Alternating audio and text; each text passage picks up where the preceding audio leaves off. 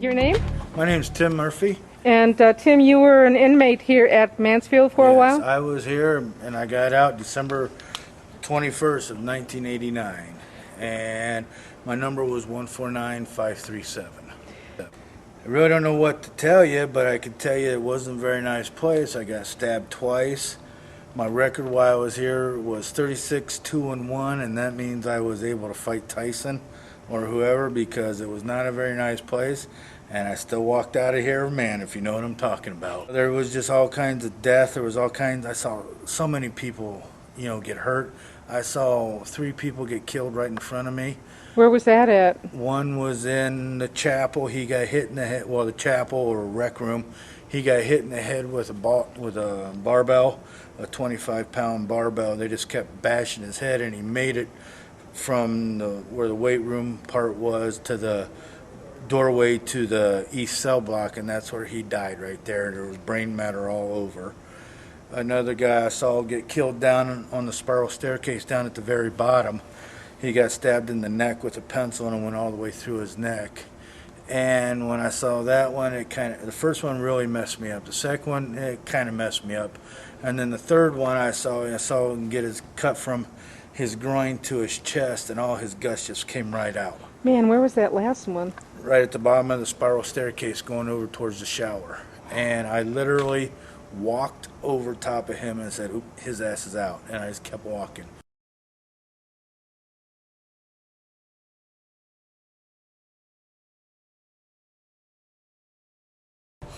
A lot of people think a toilet's only good for one thing. Well, when you're here, the toilet was also a refrigerator. You pushed the button in, you kept the water circulating, and you put your 6-pack of pop in there to keep it nice and cold.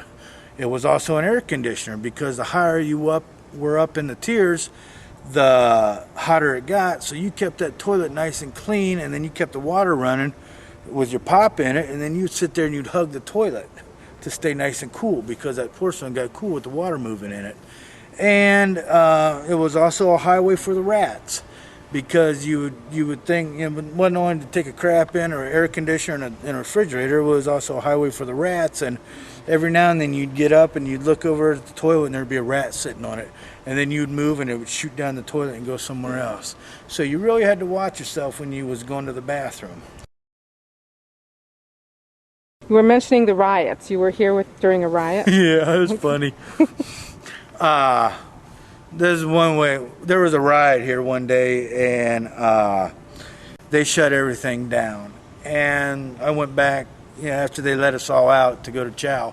I was going into the chow hall, and I saw this guy dump this big old tray of sausages.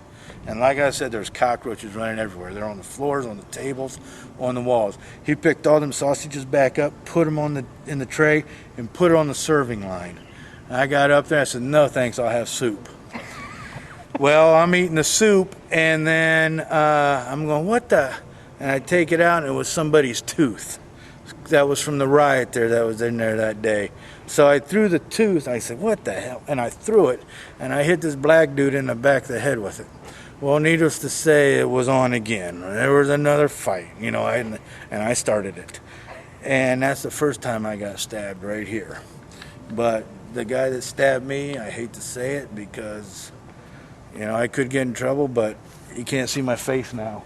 No, but he cannot. He's walking around with a scar from his forehead to his chin, because, you stab me, I'm not going to let you stab me and get away with it.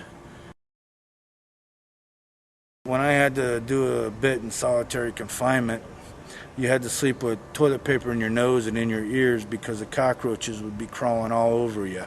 If they happened to go in your mouth, that was just a little extra protein in your diet. And like the people that are back there in the new prisons, you can't see them because it's against the law on film.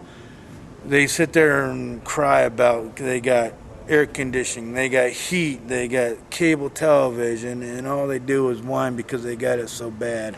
If they would have had to live in a place like this, I don't think they'd be crying for what they got back there.